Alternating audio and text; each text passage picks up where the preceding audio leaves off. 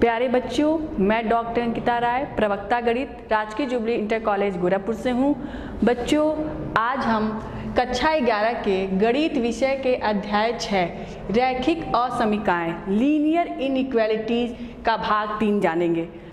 बच्चों, भाग 3 शुरू करने से पहले हमने भाग 1 में तथा भाग 2 में क्या क्या जाना उसे दोहरा लेते हैं। बच्चों, भाग 1 में हमने जाना था कि असमीकाएं क्या होती हैं, असमीकाओं के कुछ उदाहरण देखे, किसी कथन द्वारा असमीकाओं का निर्माण किस प्रकार से होता है उसे जाना, और बच्चों असमीकाओं को हल करते समय किन नियमों का पालन करते हैं उन नियमों को भी जाना। बच्चों, हमने जब भाग 2 पढ़ा तब बच्चों भाग 2 में हमने असमीकाओं को हल करने के जो नियम होते हैं उन नियमों को लगाते हुए प्रश्नों को हल किया। हमने एक चर राशि की रैखिक असमीका का बीजगणितीय हल देखा तथा उनका आलेखी निरूपण भी देखा।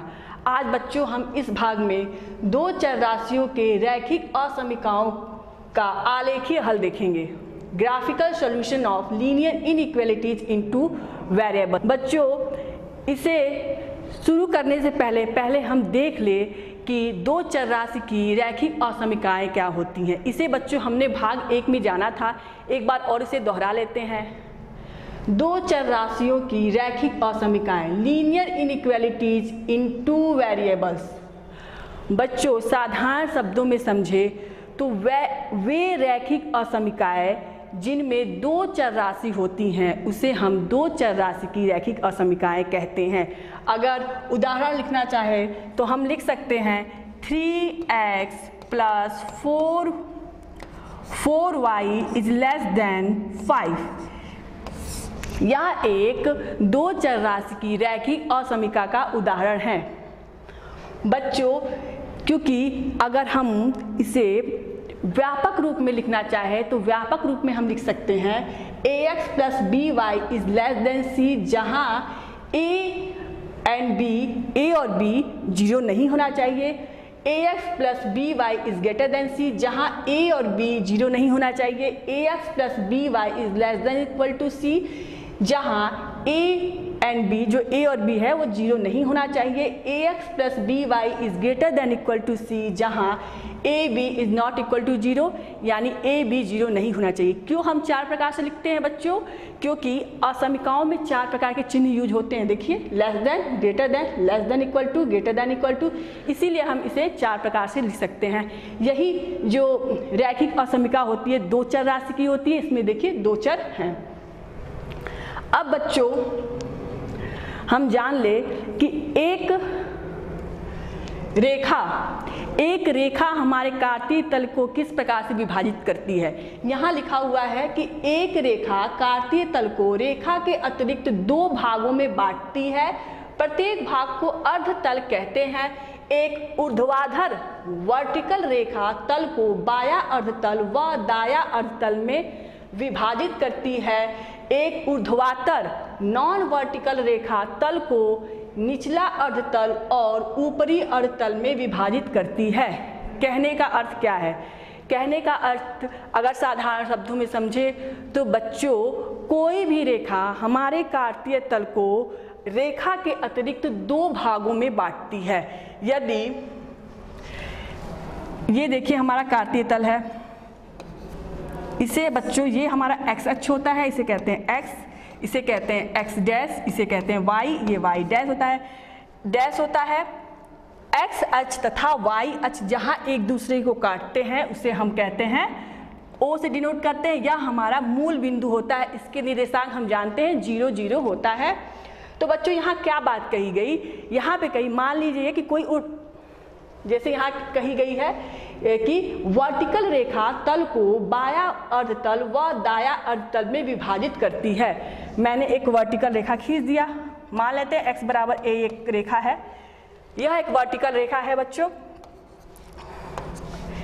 यह रेखा क्या कर रही है? देखिए, इस कार्तीय तल को बायां अर्धतल व दायां अर्धतल में विभाजित कर रही है। यही बात यहाँ कही गई है। इसी प्रकार से नॉन वर्टिकल यानी ऊर्ध्वाधर रेखा, तो चलिए एक ऊर्ध्वाधर रेखा का एग्जाम्पल देखते हैं। यह हमारा x अक्ष है, यह x डैश, ये y अक्ष है, इसे y डैश कहते हैं। और इन दोनों के कटान बिंदु को O से डिनोट करते हैं। इसके निर्देशांक हम जानते हैं कि 0 0 0 0 होता है। तो एक नॉन वर्टिकल, देखिए एक मैंने नॉन वर्टिकल रेखा ले लिया, यह क्या है, ऊर्ध्वाधर है, नॉन वर्टिकल रेखा है। देखिए ये रेखा क्या कर रही है, हमारे जो कार्तीय तल है उसको निचला अर्धतल, ये देखिए निचला अर्धतल तथा ऊपरी अर्धतल के रूप में विभाजित कर रही है। इसी प्रकार से हर रेखा क्या करती है, हमारे कार्तीय तल को दो भागों में, रेखा के अतिरिक्त दो भागों में विभाजित करती है। चलिए बच्चों आगे बढ़ते हैं। हमें बच्चों इस भाग में, इस अध्याय के इस भाग में पढ़ना है दो चर राशियों के रैखिक असमीकाओं का आलेखीय हल, graphical solution of linear inequalities in two variables. तो बच्चों पहले इसे हम क्या करते हैं, साधारण शब्दों में समझते हैं, फिर इसे हम किताबी भाषा में समझेंगे, फिर उदाहरण को देखेंगे। तो चलिए साधारण शब्दों में समझते हैं। यदि हमारी असमीका दी होगी तो किस प्रकार से दी होगी, या तो उसमें लेस देन का चिन्ह होगा, या तो ग्रेटर देन का चिन्ह होगा, लेस देन इक्वल टू का चिन्ह होगा, या तो ग्रेटर देन। इन्हीं चारों चिन्हों में से बच्चों एक चिन्ह की हमारी कोई असमीका दी होगी। पहला काम क्या करते हैं बच्चों, कोई भी चिन्ह की असमीका दी हुई है हम उस असमीका को समीकरण बना लेते हैं। यानी कहने का अर्थ क्या है कि कोई भी इन चारों में से असमीका दी है, हम उसे किस प्रकार से बना लेते हैं बच्चों, उसे हम ax plus by is equal to c, चारों चिन्हों में से चिन्ह को हटा देते हैं बच्चों और उसे एक रैखिक समीकरण के रूप में लिख लेते हैं। देखिए एक समीकरण बराबर का चिन्ह है बाएं पक्ष तथा दाएं पक्ष में, तो क्या है बच्चों इस प्रकार से लिख लेते हैं। उसके बाद हमने पिछली कक्षाओं में किसी समीकरण को कार्तीय तल में निरूपित करना सीखा है, तो इस समीकरण को हम कार्तीय तल में निरूपित कर लेंगे। किस प्रकार से करते हैं बच्चों, अगर हमें किसी भी रेखा को किसी कार्तीय तल में निरूपित करना है तो हमें दो बिंदु चाहिए, कम से कम दो बिंदु, अधिक बिंदु मिले कोई प्रॉब्लम नहीं होती, कम से कम दो बिंदु चाहिए जिसके माध्यम से हम किसी रेखा का निर्माण कार्तीय तल में कर सकते हैं। तो कैसे करेंगे, क्या करेंगे बच्चों, पहला काम क्या किया हमने कि जो भी दी गई असमीका थी उसे हम एक समीकरण बना लिया, जो भी इसमें से चिन्ह था चिन्ह को हम भूल गए, क्या किया उसको समीकरण बना लिया, ठीक है। उसके बाद क्या करते हैं बच्चों, इस जो समीकरण है इस समीकरण में हम दो बिंदु ज्ञात करते हैं। कैसे ज्ञात करते हैं, x बराबर कुछ मान रखते हैं, जब x का मान रखेंगे तो हमें क्या मिलेगा, y का मान मिलेगा। अपने पास से रखते हैं, कोई भी आप मान रख सकते हैं, x बराबर 1 रख सकते हैं, 2 रख सकते हैं। सबसे जो फेमस है कैलकुलेशन के माध्यम से, गणना के दृष्टि से, क्योंकि गणना करना इजी होता है, हम x बराबर 0 पुट करते हैं। पहला का x बराबर 0 पुट करते हैं, हमको y का मान मिल जाएगा। फिर दूसरा हम या तो y बराबर 0 पुट करके x का मान निकाल ले। किसी भी प्रकार से हम कोई भी दो आर्बिट्ररी 2 पॉइंट सरलतम बिंदु लेते हैं कि हमें गणना करने में आसानी हो। कोई भी दो बिंदु ले लेते हैं और उन दो बिंदु को क्या करते हैं अपने कार्तीय तल पे मान लेते हैं। बच्चों ये हमारा कार्तीय, देखिए ये हमारा कार्तीय तल है, x डैश y डैश, इसे हम O कहते हैं। ये हमारा कार्तीय तल है। क्या करते हैं, जो भी बिंदु हमने लिया x बराबर 1 पुट करके, x बराबर 2 पुट करके, जो भी हमें दो बिंदु मिला उस बिंदु को बच्चों हम क्या करते हैं अपने कार्तीय तल में निरूपित कर लेते हैं। तो मान लेते हैं जो ये जो हमारा समीकरण है इसके लिए हमें यहाँ एक बिंदु मिल गया, मान लेते हैं, सपोज कर लेते हैं यहाँ हमें बिंदु मिल गया।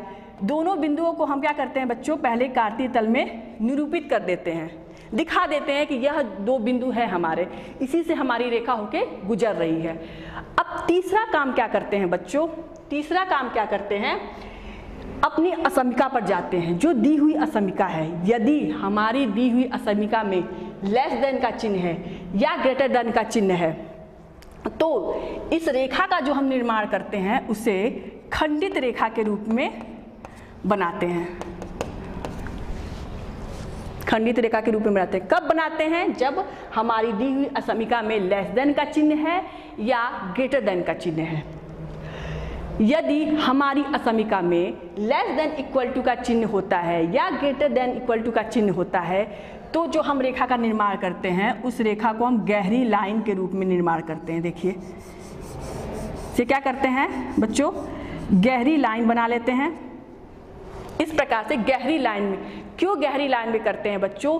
जब हमारी असमिका में लेस देन का या ग्रेटर देन का चिन्ह होता है तो जो रेखा होती है वह हमारे असमिका के हल क्षेत्र का भाग नहीं होती है, इसलिए हम खंडित रेखा या बिंदुवत रेखा के रूप में खींचते हैं। लेकिन जब हमारी असमिका में लेस देन इक्वल टू का या ग्रेटर देन इक्वल टू का चिन्ह होता है तो हमारी असमिका के हल क्षेत्र में वह रेखा भी सम्मिलित होती है, इसीलिए हम गहरी लाइन खींचते हैं बच्चों।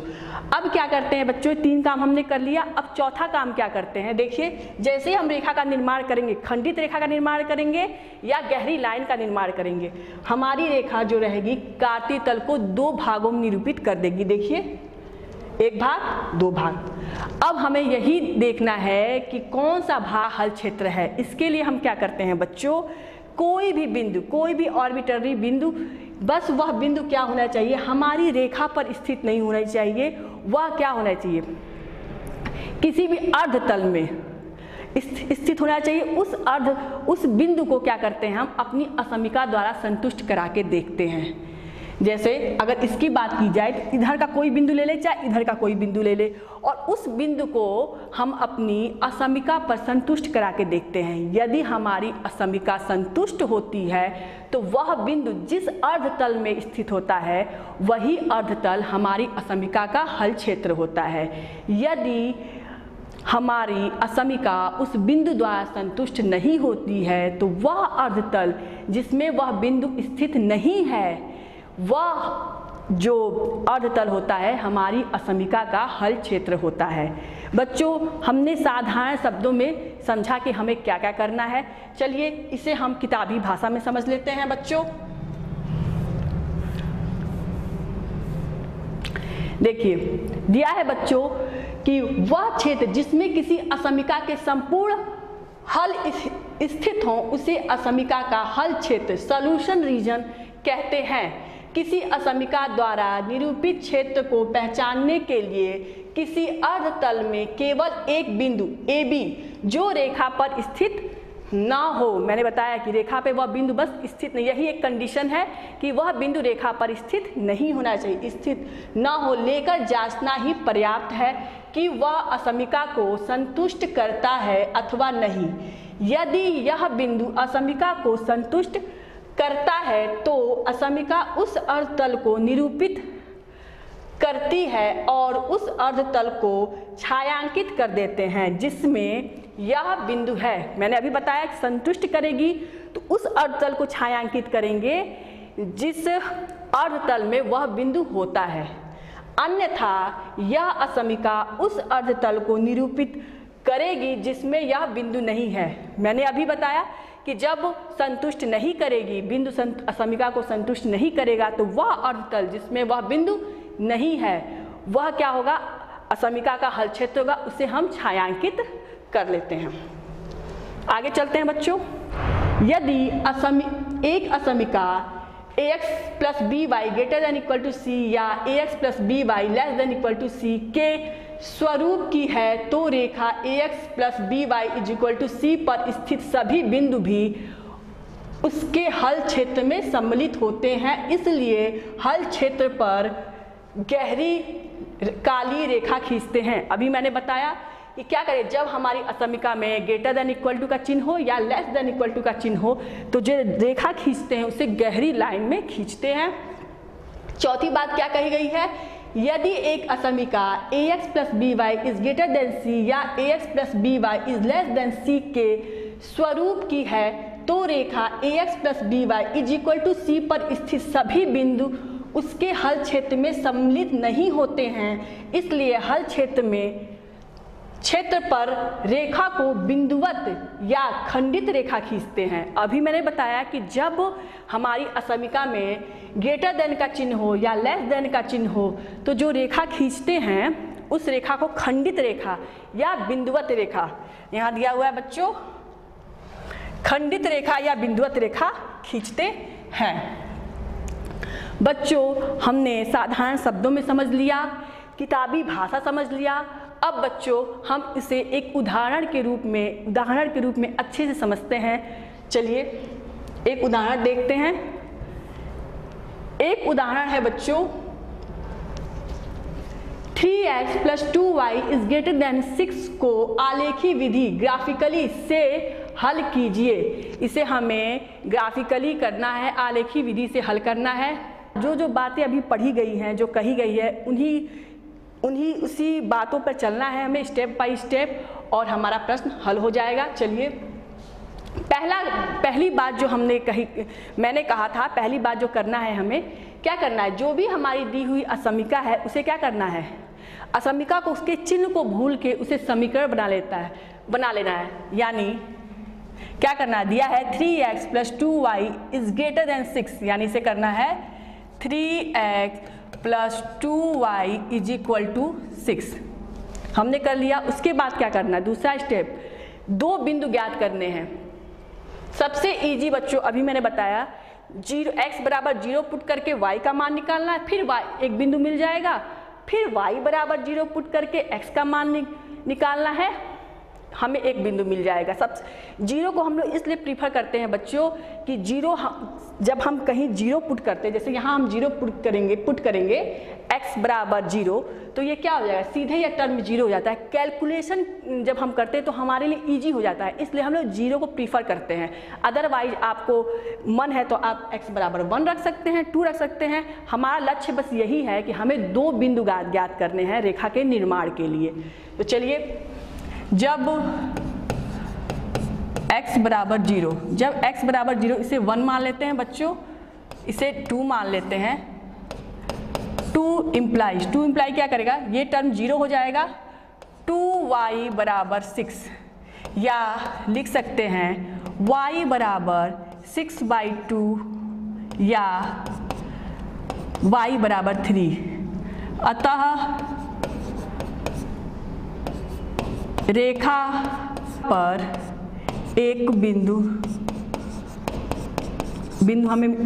हमें रेखा पे मिल गया। क्या मिल गया, 0, 3, या एक बिंदु बच्चों हमको मिल गया।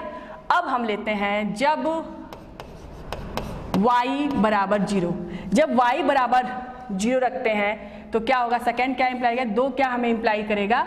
देखिए y = ये टर्म 0 हो गया, 3 इम्प्लाई 3x = 6, यानी क्या लिख सकते हैं हम लोग, x = 6/3 या x = 2। अब रेखा पर एक बिंदु क्या मिल गया हमको, x 2 और y 0, यानी हमें रेखा पर दो बिंदु मिल गए, 0, 3 और 2, 0। इसे हम निरूपित करते हैं अपने कार्तीय तल में। ये बच्चों हमारा x अक्ष है, इसे x डैश कहते हैं। ये y अक्ष है, इसे y डैश कहते हैं। और ये हमारा जो कटान बिंदु है उसे O से निरूपित करते हैं। इसके निर्देशांक क्या होते हैं, 0, 0 होते हैं। चलिए हम जानते हैं कि इधर क्या होती है, हमारी धनात्मक संख्या होती है 1, 2, 3, 4, -1, -2, -3, -4, 1, 2, 3, 4, -1, -2, -3, -4 हो गया। पहला बिंदु हमारा क्या था, 0, 3, यानी x अक्ष पे 0, y पे 3, ये हमारा क्या हो गया, 0, 3 बिंदु हो गया। और दूसरा 2, 0, x अक्ष पे 2, y पे 0, 2, 0, यह हमारा बिंदु हो गया। इससे मैंने तीसरी बात बोली थी कि पहला हमें समीकरण बनाना है, फिर दूसरी बात हमें दो बिंदु ज्ञात करना है, तीसरी बात उन दो बिंदुओं को अपने कार्तीय तल पे निरूपित कर लेना है। मैंने निरूपित कर लिया। अब हमें रेखा खींचना है। जब हम रेखा खींचने पर आते हैं तो हम अपने असमीका पर जाते हैं। देखिए हमारी असमीका में ग्रेटर देन का चिन्ह है। जब किसी असमिका पे लेस देन या ग्रेटर देन का चिन्ह हो तो हम क्या करते हैं, खंडित रेखा या बिंदुवत रेखा खींचते हैं। तो देखिए, और क्यों खींचते हैं, क्यों खींचते हैं बच्चों, क्योंकि असमिका के हल क्षेत्र में यह रेखा नहीं सम्मिलित होगी, इसलिए हम क्या करते हैं, खंडित रेखा खींचते हैं। खंडित रेखा खींच लिए। अब हमें जो लास्ट काम करना है वो हमें यह निर्धारित करना है कि यह क्षेत्र, कि यह अर्धतल, यह अर्धतल, कि यह अर्धतल, ऊपरी अर्धतल कि निचला अर्धतल हमारी रेखा का हल होगा हमारी। तो क्या करें, हल क्षेत्र होगा। इसके लिए क्या करते हैं, मैंने बताया था अभी कि कोई भी बिंदु, वह बिंदु क्या होना चाहिए, बस हमारी रेखा पर स्थित नहीं होनी चाहिए। वह बिंदु लेते हैं और उसे हम संतुष्ट करा के देखते हैं अपनी असमिका द्वारा। तो देखिए, मूल बिंदु हमारा यहाँ है, यह हमारी रेखा पर स्थित नहीं है। तो चलिए मूल बिंदु को संतुष्ट करा के देखते हैं। मूल बिंदु मैंने क्यों लिया, क्योंकि फिर वही बात, गणना के माध्यम से हमें इजी होता है, सरल होता है, इसलिए हम मूल बिंदु को लिया हमने। तो चलिए मूल बिंदु को संतुष्ट कराते हैं। मूल बिंदु को असमिका द्वारा संतुष्ट कराने पर क्या मिलेगा हमको, देखिए x बराबर 0 पुट करना है, y बराबर 0 पुट करना है। तो क्या हो जाएगा बच्चों, 3 × 0 प्लस 2 × 0 इज ग्रेटर देन 6, यानी 0 इज ग्रेटर देन 6। क्या यह सत्य है? नहीं, यह क्या है, असत्य है। यानी जो मूल बिंदु है वह क्या कर रही है, हमारी असमिका को संतुष्ट नहीं कर रही है। तो जब संतुष्ट नहीं करती है तो वह अर्धतल जिसमें वह बिंदु नहीं होता है, तो पहले हम देख लेते हैं। देखिए, इस अर्धतल में मूल बिंदु हमारा है, यानी यह अर्धतल, इसमें हमारा मूल बिंदु नहीं है। तो यह हमारा क्या होगा, असमिका का हल क्षेत्र होगा। इसे हम क्या करते हैं, छायांकित कर लेते हैं। चलिए छायांकित कर लेते हैं इस प्रकार से। जो हमारी असमिका थी 3x + 2y is greater then 6, इसके लिए यह इसका हल क्षेत्र होगा। बच्चों, हमने एक प्रश्न को देखा, चलिए एक और प्रश्न को देखते हैं और इसे और समझने का प्रयास करते हैं। बच्चों दिया है 3x + 4y is less than equal to 12 को आलेखी विधि से हल कीजिए। दिया है बच्चों हमारा 3x + 4y is less than equal to 12 दिया है बच्चों। पहला काम क्या करना है, जो भी हमारी दी हुई असमिका है उसे हमें क्या करना है, समीकरण के रूप में लिख लेना है। यानी इसे हम कैसे लिख लेंगे, 3x + 4y is equal to 12, हमारा समीकरण बन गया बच्चों। अब क्या करना है, इस रेखा का निर्माण करने के लिए हमें दो बिंदु चाहिए। तो सबसे सरल बिंदु हम क्या करते हैं, जब x बराबर 0 y का मान निकालकर एक बिंदु प्राप्त कर लेते हैं, फिर y बराबर 0 करते हैं, उसके बाद x का मान निकाल के दूसरा बिंदु प्राप्त कर लेते हैं। जब x बराबर 0, जब x बराबर 0 इसे 1 मान लेते हैं बच्चों, इसे 2 मान लेते हैं। 2 इम्प्लाइज, 2 क्या इम्प्लाई करेगा, ये टर्म 0 हो जाएगा। 4y इज इक्वल टू 12, या लिख सकते हैं बच्चों y इज इक्वल टू 12/4, या लिख सकते हैं y बराबर 3। अतः रेखा पर एक बिंदु बराबर क्या मिल गया हमको, 0, 3, एक बिंदु हमें मिल गया। अब क्या करते हैं बच्चों, y बराबर 0 पुट करते हैं। जब y बराबर 0, आपको y बराबर 0 नहीं पुट करना है तो आप फिर क्या करते हैं, x बराबर 1 लिख करके y का मान निकाल सकते हैं, जो आपको सरल लगे। बस हमें क्या करना है कि रेखा पर दो बिंदु, क्योंकि रेखा को हमको निरूपित करने के लिए, किसी रेखा को निरूपित करने के लिए हमको कम से कम दो बिंदुओं की आवश्यकता होती है, इसीलिए हमें दो बिंदु चाहिए। तो जो आपको सरल लगे वैसे आप दो बिंदु निकाल सकते हैं। तो मैंने y बराबर 0 पुट किया, y बराबर जब 0 इसमें पुट करेंगे तो क्या हो जाएगा, 2 इम्प्लाइज 3x बराबर 12, 3x बराबर 12, या लिख सकते हैं x बराबर 12/3 या x बराबर 4। अब अतः रेखा पर एक बिंदु हमको क्या फिर मिल गया 4 और 0। हमें रेखा पे दो बिंदु मिल गए 0, 3, 4, 0। चलिए इसे हमें कार्तीय तल में निरूपित करते हैं।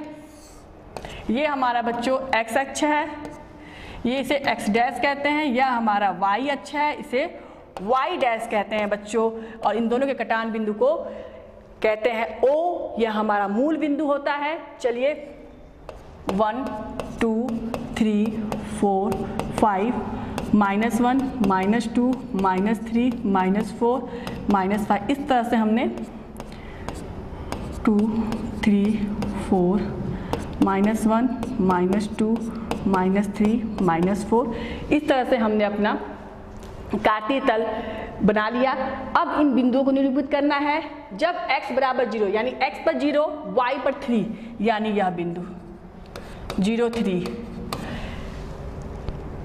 जब x बराबर 4, y बराबर 0, 4, 0, 4, 0 यह बिंदु। अब हमारी निरूपण कर लिया हमने। अब हमें अपनी रेखा खींचनी है।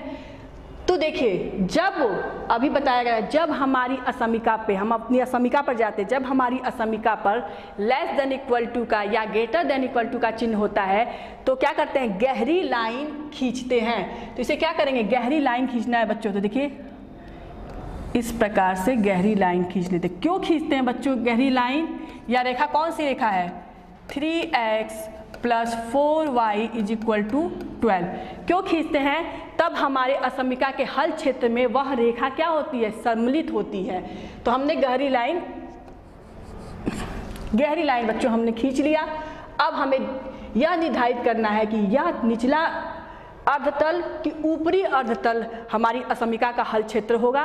तो इसके लिए क्या करते हैं, एक बिंदु, कोई भी एक बिंदु जो हमारी रेखा पर स्थित ना हो। तो देखिए यहाँ भी मूल बिंदु हमें इजी सा मिल गया। मूल बिंदु देखिए हमारी रेखा पर स्थित नहीं है।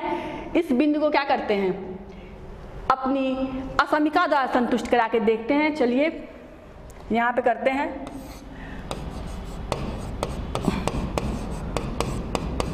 मूल बिंदु को असमिका द्वारा संतुष्ट कराने पर क्या होगा, 1 पे हमारी फर्स्ट माने से 1 इम्प्लाई, क्या 1 इम्प्लाई करेगा, देखिए 3 × 0 + 4 × 0 is less than equal to 12, यानी 0 is less than equal to 12।